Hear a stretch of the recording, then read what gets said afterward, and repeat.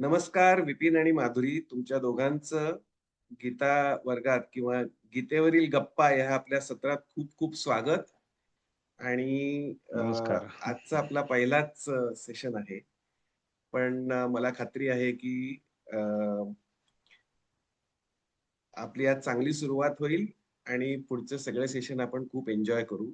आणि in the process जर आपल्या काही ज्ञानात वृद्धी झाली तर that is a bonus I will consider. But thank you for choosing to join this Gita class. Let's have fun.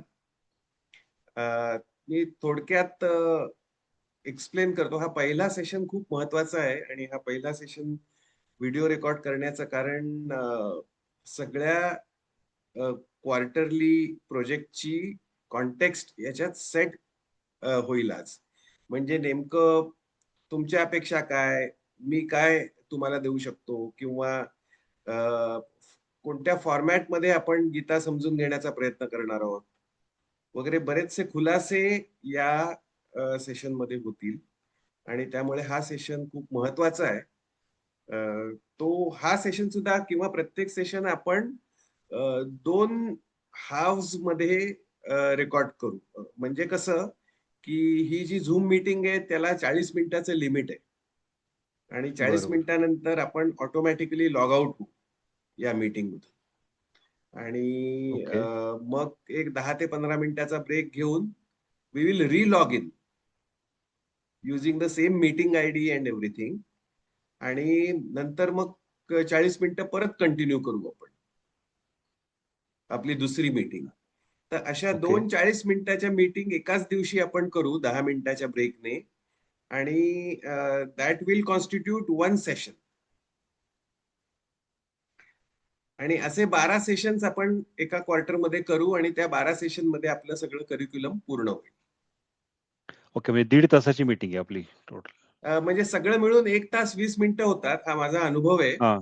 1.5 तास. कारण ओके. 8ला 5 मिनिटं असताना किंवा 8ला 10 मिनिटं असताना मी लॉग इन होतो. मग 40 मिनिटं, मग 10-15 मिनिटाचा ब्रेक, मग परत 40 मिनिटं करत करत 1 तास 20 मिनिटं 25 मिनिटं होतात. 1.5 तासाच्या वर हे कधीच एक्सीड होत नाही, कारण झूमच्या बाजूनेच लिमिट आहे त्याला. Okay, okay. आणि तो झाला एक सेशन. आणि असे 12 सेशन केल्यावर we will complete the course. असा एकूण प्लॅन आहे.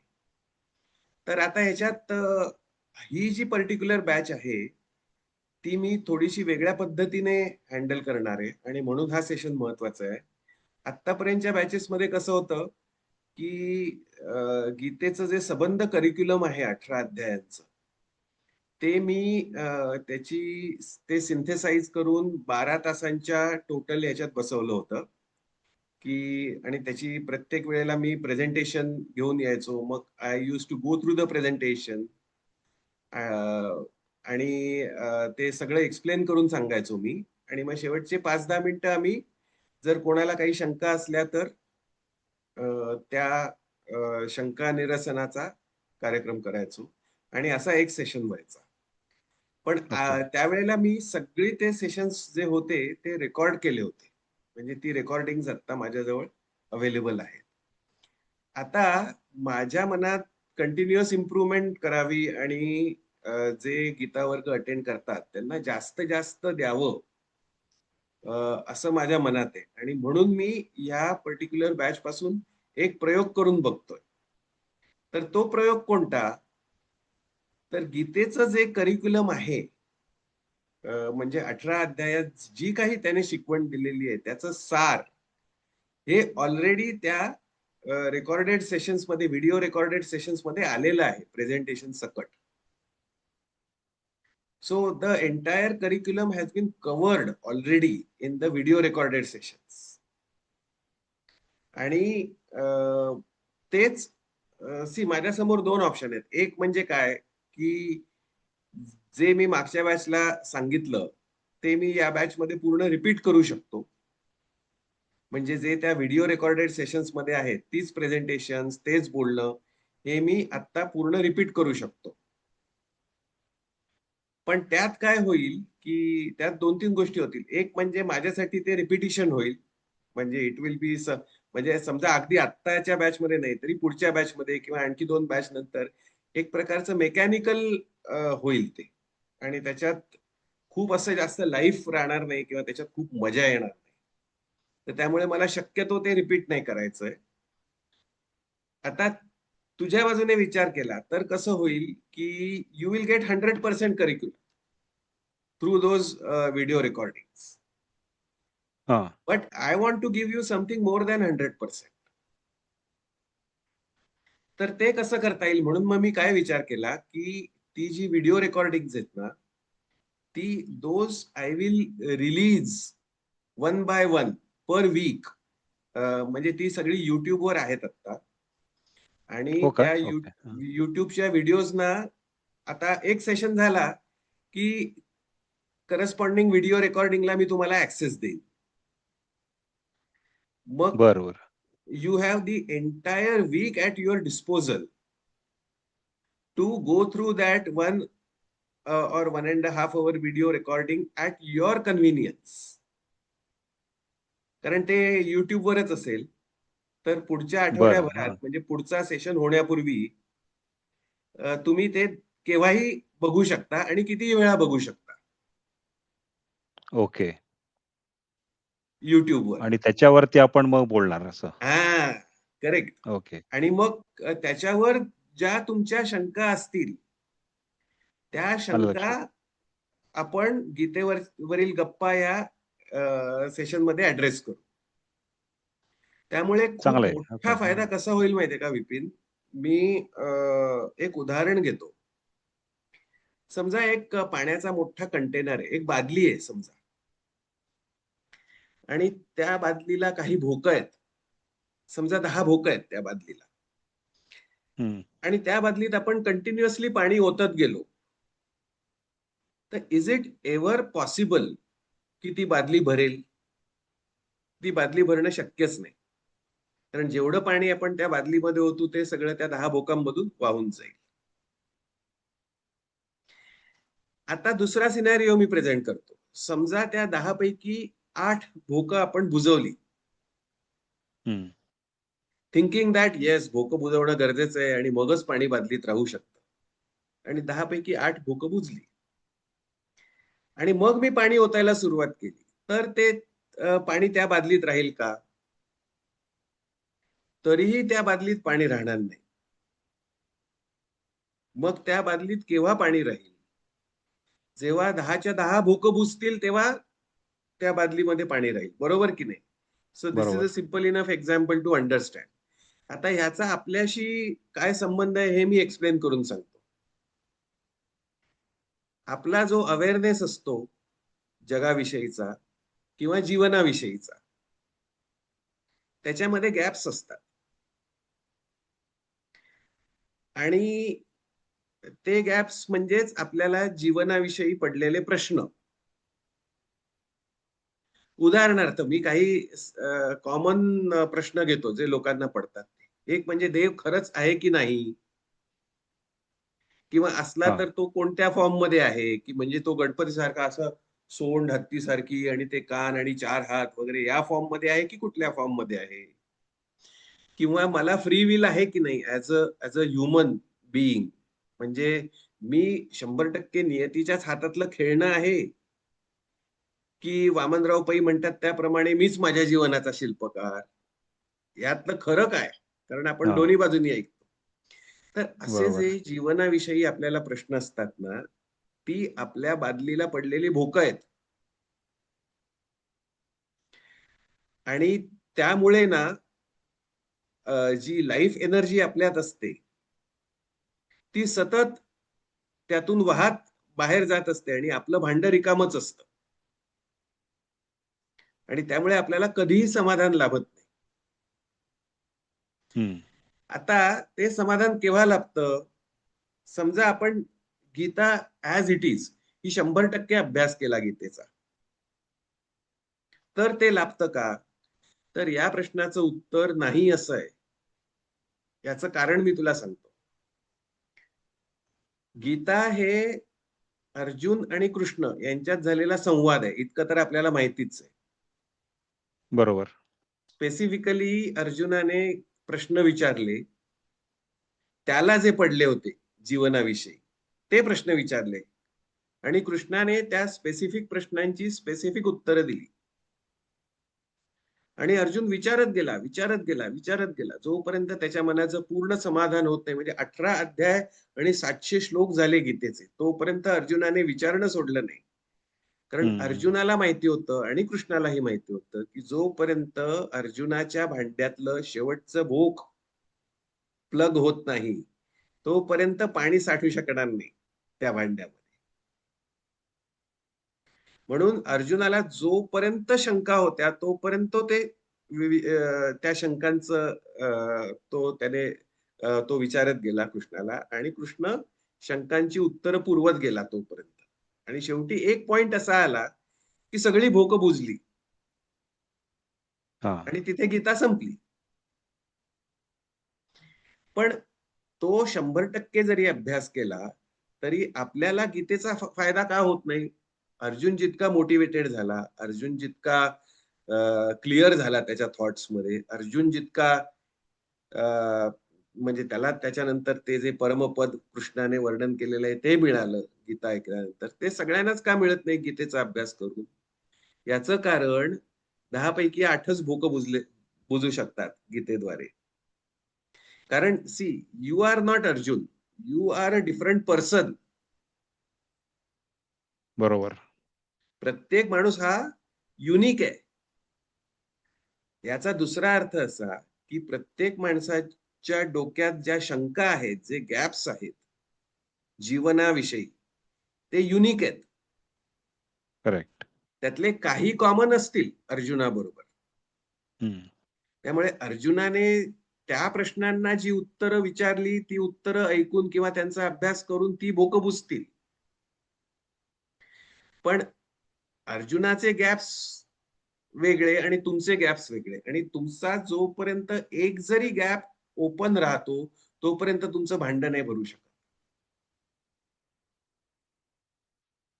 त्यामुळे त्या गीतेचा अभ्यास करायचाच, आणि त्या गीतेचा अभ्यास करून आपली 80% 90% भोक बुजतीलच. पण जी उरलेले गॅप्स आहेत ते आपल्याला आपण 1 on 1 प्रश्न विचारूनच प्लग होऊ शकतील. म्हणून स्पेसिफिक प्रश्न आपले जे आहेत. म्हणून अर्जुनाच्या प्रश्नांना उत्तर आपण मिळवणारच आहोत, पण ती ऑफलाईन मिळवणार आहोत. ऑफलाईन म्हणजे कशी? मी रिलीज केलेले वीक ऑन वीक रिलीज केलेले पुढचे पुढचे पुढचे पुढचे व्हिडिओज बघून. So that way we will cover 100% of the curriculum in these 12 weeks, because there are 12 videos, one every week. बरोबर. पण जे उरलेले जो गॅप आहे तो प्लग इन करण्यासाठी ऑनलाईन आता जसे आपण भेटतोय तसं 12 वेळा भेटून, म्हणजे those questions also should be discussed which will be outside Gita. आता हे क्वेश्चन्स 4 प्रकारचे असू शकतात. म्हणजे आता अर्थात हे पुढच्या सेशन पासून आपण प्रत्यक्ष प्रश्न डिस्कस करणं सुरू करणार आहोत, कारण तुम्ही अजून तो व्हिडिओही बघितलेला नाहीये.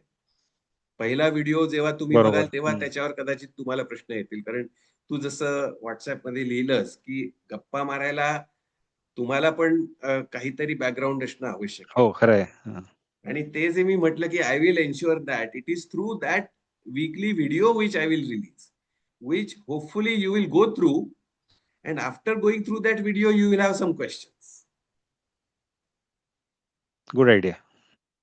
तर पहिल्या प्रकारचे पहिले तुमचे प्रश्न असू शकतात. तर पहिला प्रकार कोणता? की जो व्हिडिओ तुम्ही त्या आठवड्यात बघितलेला आहे त्याच्यावर प्रश्न. प्रश्नांचा दुसरा प्रकार म्हणजे त्या व्हिडिओशी संबंधित नसतील प्रश्न, पण गीतेशी संबंधित प्रश्न असतील. आता त्याचं पण मी एक उदाहरण घेतो की बऱ्याच वेळेला मला लोक असा प्रश्न विचारतात जो गीतेशी संबंधित आहे पण कुठच्याच अध्यायात कव्हर होत नाही, की ह्या लोकांनी सगळे शंख फुंकले आणि युद्धाची तयारी झाली आणि अगदी आता पहिला वार होणार, पहिला बाण सुटणार धनुष्यातून, इथपर्यंत वेळ आल्यावर अर्जुनाने एकदम हातपाय गाळले स्वतःचे, की मीच माझ्या मित्रांना आणि आजोबांना आणि गुरूंना आणि भावांना कसं मारू, किंवा मी हे मारणं योग्य आहे का मुळात. आणि मग कृष्णाने त्याचं काउन्सिलिंग सुरू केलं आणि मग एका प्रश्नातून दुसरा प्रश्न निघत गेला. करत करत 18 अध्याय आणि 700 श्लोक झाले गीतेचे. तोपर्यंत हे काय भीष्म आणि दुर्योधन आणि द्रोणाचार्य हे काय सगळे स्वस्थ बसले होते का हातावर हात ठेवून? ते काय करत होते? आणि त्या सगळ्या करेक्ट. संभाषणाला किती वेळ लागला? आणि मग इतका वेळ दिला कसा दुर्योधनाने? आता हा एक प्रश्न झाला ना, which is व्हॅलिड प्रश्न. not related to specific contents of any adhyay, but it is related to Gita. So असे दुसऱ्या प्रकारचे प्रश्न असू शकतील तुमचे. तिसरा प्रकार कोणता प्रश्नांचा, की तुम्हाला गीतेशी पण संबंध नाही किंवा त्याचा संबंध आहे गीतेशी हे तुम्हाला माहिती नाही, पण तुम्हाला जीवनाविषयी पडलेला प्रश्न आहे. फॉर एक्झाम्पल, आता माणसाला फ्री विल आहे की नाही, तुम्हाला गीतेचे कंटेंट्स माहिती नाहीत असं अज्युम करूया, आणि you don't know whether this question is covered in Gita or not covered in Gita, and in that sense it is related to Gita or not related to Gita. पण तुम्हाला प्रश्न आहे की मला as an individual free will आहे की नाही, की am I already a pre programmed robot who is operating as per somebody else's instructions. तर हा झाला जीवनविषयक प्रश्न, जो गीतेशी संबंधित असू शकतो किंवा नसू शकतो. हा तिसरा प्रकार प्रश्नांचा. आणि तुम्हाला जर कोणतेच प्रश्न नसले तर मी तुम्हाला प्रश्न विचारीन आणि ते गॅप्स आयडेंटिफाय करायचा प्रयत्न करीन तुमच्या अवेअरनेसमध्ये, which we need to plug together. Okay. आलं आणि लक्षात. अशी प्रश्नोत्तरं करून करून करून आणि मग ते व्हिडिओज बघून त्याच्यावर थोडंसं चिंतन करून वगैरे सगळं करून, इट इज माय होप की 12 आठवड्यानंतर तुम्हाला बऱ्यापैकी ग्रिप येईल की what Gita is all about, etcetera etcetera. तर असा सगळा प्लॅन आहे आणि हा प्लॅन मी तुम्हाला क्लिअर केल्याशिवाय तुम्हाला कळणार नाही आणि तुम्ही पार्टिसिपेटही होऊ शकणार नाही. म्हणून हा पहिला सेशन आपला अतिशय महत्वाचा आहे. येस, प्लॅन लक्षात आला आता. हा, इट्स सो गुड आयडिया. हां. प्रश्नोत्तरांच्या थ्रू आपण गीता समजावून घेऊ, गीतेवर गप्पा मारू आणि पुढे जाऊ. तर माझ्या मनात असं आहे की हा जो पहिला सेशन आहे ना आपला, त्यात सुद्धा प्रश्नोत्तरांनीच आपण हा सेशन पुढे न्यावा, म्हणजे इंटरॅक्टिव्ह होईल, खऱ्या अर्थाने गप्पा होतील आणि नुसतं मीच बोललोय असं नाही. हे सगळ्यांनाच इक्वली मजा येईल. म्हणून मी लिहिलं होतं व्हॉट्सअपमध्ये की आज तुम्ही व्हिडिओ कोणताही बघितलेला नाहीये, पण तुमचे प्रश्न तरीही असू शकतात. फॉर एक्झाम्पल, माधुरीचे काही प्रश्न आहेत हे मला माहिती आहे. I know that she has certain questions about Gita और गीता क्लास. तर ते तुम्ही विचारावेत या सेशनमध्ये. मग या सेशन नंतर पहिला व्हिडिओ मी रिलीज करीन. तो पुढच्या आठवड्यात केव्हा तरी तुम्ही बघा. त्याच्यावर आणि त्याच्यावरचे प्रश्न किंवा मग इतर आणखी प्रश्न हे आपण पुढच्या सेशनमध्ये डिस्कस करू. आणि असं करत करत करत आपण सगळे 12 व्हिडिओज कव्हर करू, सगळं करिक्युलम कव्हर करू. आणि in the process of our conversation online, we will also try to plug gaps you may have in your awareness or knowledge which are outside of Gita or may not be explicitly or necessarily covered in Gita. कारण ते limited conversation आहे. 700 श्लोक मध्ये सुद्धा सगळं जगातलं ज्ञान cover होईल असं नव्हे. So that is the.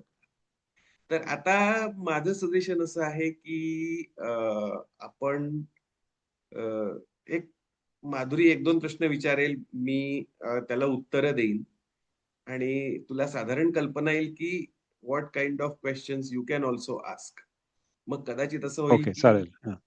माधुरीचे जे प्रश्न असतील ते आपण या सेशनमध्ये आणि थोडा काळ पुढच्या सेशनमध्ये कव्हर करू आणि तुझे प्रश्न त्याच्यानंतर कव्हर करू, किंवा मग एक माधुरी विचारेल, एक तू विचार, असं कसंही, म्हणजे let us just get in that dialogue mode rather than monologue.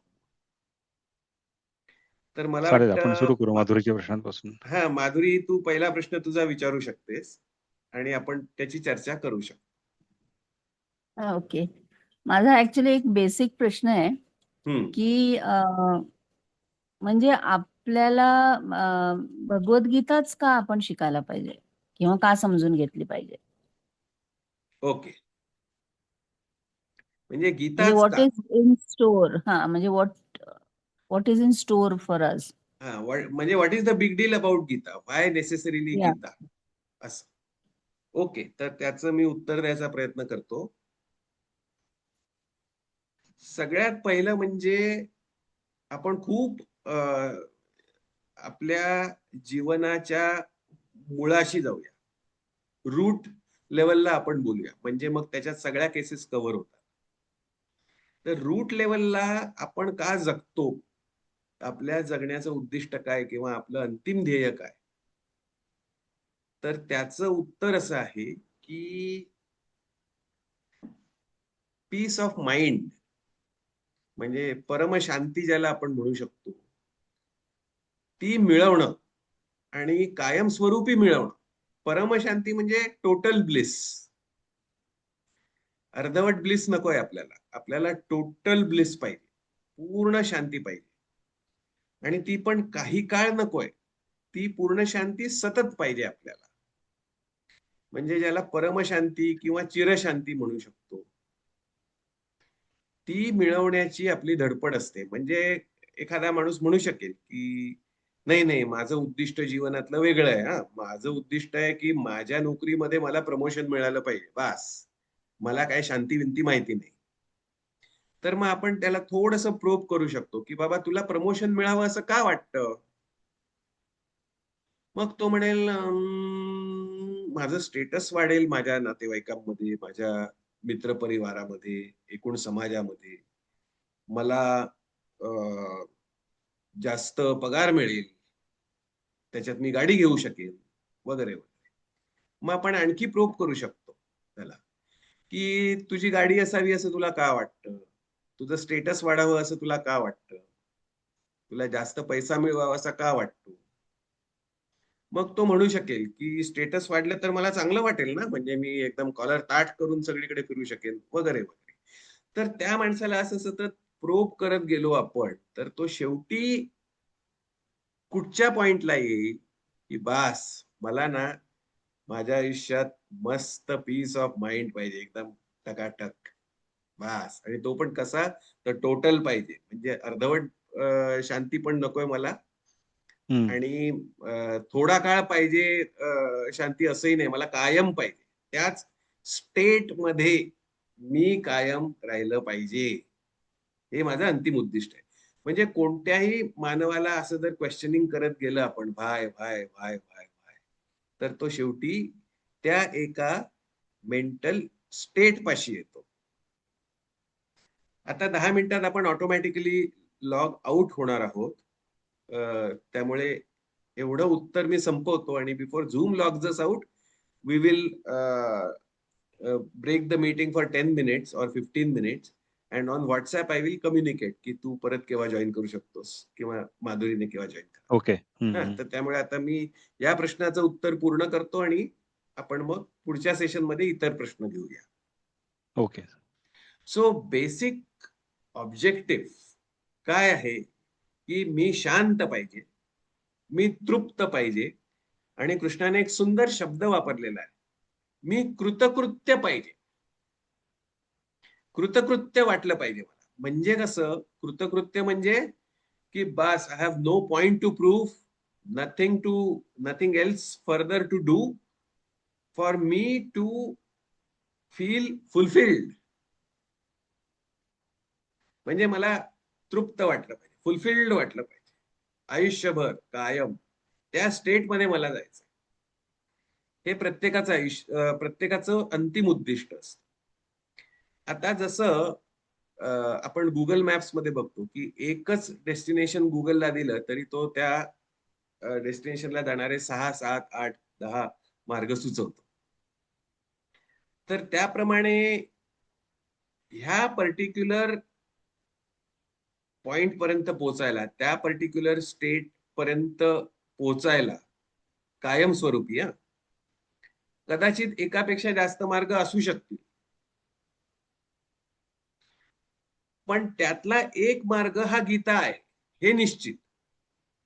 म्हणजे माधुरी, मला तुझ्या प्रश्नाचं उत्तर असं द्यायचंय की Gita may not necessarily be the only way. Okay. कदाचित एखादा चित्रकार असेल जो चित्र काढताना त्या झोन मध्ये जातो. सचिन तेंडुलकर कदाचित बॅटिंग करताना त्या झोन मध्ये बॅटिंग करत असेल. त्यांचा काही गीतेशी संबंधही नाही, आपल्याला नाही माहिती.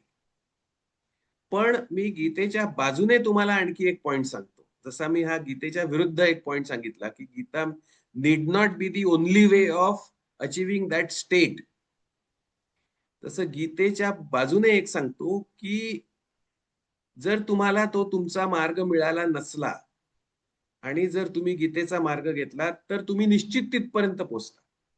म्हणजे it is a sure fire way, although it is not the only way. Okay. आणि त्या अंडरस्टूड. स्टेट विषयी खूप छान पूर्वीही वर्णनं केली गेलेली आहेत आणि आत्ताही वर्णनं केली गेलेली आहेत. त्या स्टेटला कृष्णाने तर परमपद म्हटलंय, म्हणजे हायेस्ट स्टेट ऑफ बीइंग, परमपद. आणि त्याला पतंजली ऋषींनी योगश्चित्त वृत्ती निरोध असं म्हटलेलं आहे. तर ते परमपद कसं प्राप्त होतं, तर चित्तवृत्तींचा निरोध केल्याने, म्हणजेच आपल्या मनावर उठणारे जे तरंग आहेत त्या तरंगाचं नियंत्रण, कंट्रोल केल्यामुळे ते परमपद आपल्याला मिळू शकतं. आणि आत्ताच्या मॉडर्न सायन्सने त्याचं वर्णन कसं केलेलं आहे ते आपण ऐकू. आत्ताच्या मॉडर्न सायन्सने सांगितलेलं आहे की आपला जो ब्रेन आहे, human brain, in live state it keeps emitting certain number of electromagnetic pulses every second. आणि ते पल्सेस समजा बिटवीन 0 and 4 इलेक्ट्रोमॅग्नेटिक पल्सेस असले तर त्याला डेल्टा स्टेट असं म्हणतात. If those are between 4 and 8 then it's called as theta state. Between 8 and 12 electromagnetic pulses if our brain emits per second then it is called as alpha state. Between 12 to 40 it is beta state and 40 onwards it is gamma state. आणि असं prove झालेलं आहे की when your brain is in alpha state, which means the number of electromagnetic pulses emitted per second by the brain is between 8 and 12, you are in the best possible state of being. So जास्तीत जास्त काळ, ideally तर सर्व काळ, आपला brain alpha state मध्ये ठेवणं हे प्रत्येक ह्युमन बिईंगचं उद्दिष्ट असतं. आणि गीता मार्गाने तुम्ही निश्चित तिथपर्यंत पोहोचू शकता, इतर मार्गानेही कदाचित पोहोचू शकत असाल. तर माधुरीच्या प्रश्नाचं उत्तर हे आहे की परमपद प्राप्त करण्याचा किंवा चित्तवृत्ती निरोधाचा किंवा आपल्या ब्रेन मध्ये एमिट होत असलेल्या इलेक्ट्रोमॅग्नेटिक पल्सेस रेग्युलेट करण्याचा गीतेचं तत्वज्ञान अभ्यासणं आणि त्याचा सराव करणं, प्रॅक्टिस करणं, हा एक शुअर फायर वे आहे. त्यामुळे आपल्याला ऍज इंडिव्हिज्युअल नक्कीच चॉईस आहे की should we have our own way to being in that state, or should we just choose the trodden path and adopt Gita way to reach there? So it is everybody's choice. पण आता जेव्हा आपण गीता वर्ग घेतोय तेव्हा मी assume करतोय की you have consciously chosen Gita to be that way, which will take you to Paramapad. And therefore, I am revealing or unfolding Gita way to you so that you can reach that state of being by using Gita as the means. So Madhuri, तुझ्या प्रश्नाचं उत्तर मिळालं का तुला? हो हो. हा. आणि एक विचारू का पटकन? हो विचार ना, अजून 3 मिनिटं आहेत आपल्याकडे. हा, ते नॉर्मल माणूस असतो तेव्हा त्याचे नंबर ऑफ पल्सेस किती असतो ते रेडिएशन? हा, so this is a good question. Actually हे गुगल करून ह्या स्टेट्स विषयी खूप जास्त तुम्हाला माहिती मिळेल. मी एक सिम्प्लिस्टिक तुम्हाला सांगतो, म्हणजे ओव्हर सिम्प्लिफाईड अप्रोच, की जेव्हा आपण जागे असतो ना तेव्हा नॉर्मली आपण बीटा स्टेट मध्ये असतो. when we are going through our day-to-day activities, म्हणजे between 12 and 40 electromagnetic pulses per second. जेव्हा आपण मेडिटेटिव्ह स्टेट मध्ये असतो तेव्हा आपण अल्फा स्टेट मध्ये असतो, म्हणजे between 8 and 12. At that time we are the most alert as well as the most relaxed. जेव्हा आपल्या आयुष्यात इमर्जन्सी, आणि त्याला अल्फा स्टेट म्हणतात, so that is between 8 and 12. त्याच्यानंतर जेव्हा गॅमा स्टेट असते, that arises when our mind perceives something as an emergency, a question of life or death or a question of survival. त्यावेळेला आपला brain भयंकर फ्रिक्वेन्सीने काम करतो, because survival is such an important priority for everybody. आणि त्यावेळेला आपल्या electromagnetic pulses emitted by our brain crosses 40 per second. त्या भयंकर स्टेटमध्ये आपण काम करतो, गॅमा स्टेट त्याला म्हणतात. आता थीटा स्टेट केव्हा येते? Theta state is in deep sleep for example. So जेव्हा तुम्ही झोपलेले असता शांतपणे, तेव्हा अल्फा स्टेट सुद्धा नसते, तेव्हा थीटा स्टेट असते. कारण तुम्ही रिलॅक्स तर असता पण तुम्ही एवढे अलर्ट नसता. आणि delta state is the lower most, म्हणजे कोमामध्ये असलेले लोक पण जिवंत आहेत, अशा लोकांसाठी डेल्टा स्टेट. असं एक मी ओव्हर सिम्प्लिस्टिक तुम्हाला मॅपिंग देतो. गंमत काय आहे, the key is to strike a balance between alertness and relaxation. तुम्ही खूप जास्त अलर्ट आहात पण अजिबात रिलॅक्स नाही, हेही तुमच्या एकूण जीवनाच्या दृष्टीने आणि मानसिक आणि शारीरिक आरोग्याच्या दृष्टीने हानिकारक आहे. त्याचप्रमाणे if majority of the time you are totally relaxed but not alert at all, then also you will not be able to live a fulfilled life. कृतकृत्य नाही तुम्ही होऊ शकत. तर कृतकृत्य होण्यासाठी तुम्हाला alpha state, which is exactly the middle state, कारण delta, theta, alpha, beta, gamma, तर 8 ते 12 इलेक्ट्रोमॅग्नेटिक पल्सेस मध्ये तुम्ही स्वतःचे चित्तवृत्ती निरोध करणं आवश्यक आहे, तर तुम्ही योगी. आणि हे गीता मार्गाने निश्चित साध्य होतं. म्हणून आता तो गीता मार्ग कोणता हे आपण बघू. आता मी इथे थांबतो. काही वेळानंतर आपण लॉग आउट होऊ, पण 15 मिनिटानंतर आपण परत 40 मिनिटांसाठी एकत्र येणार आहोत. तेव्हा कृपया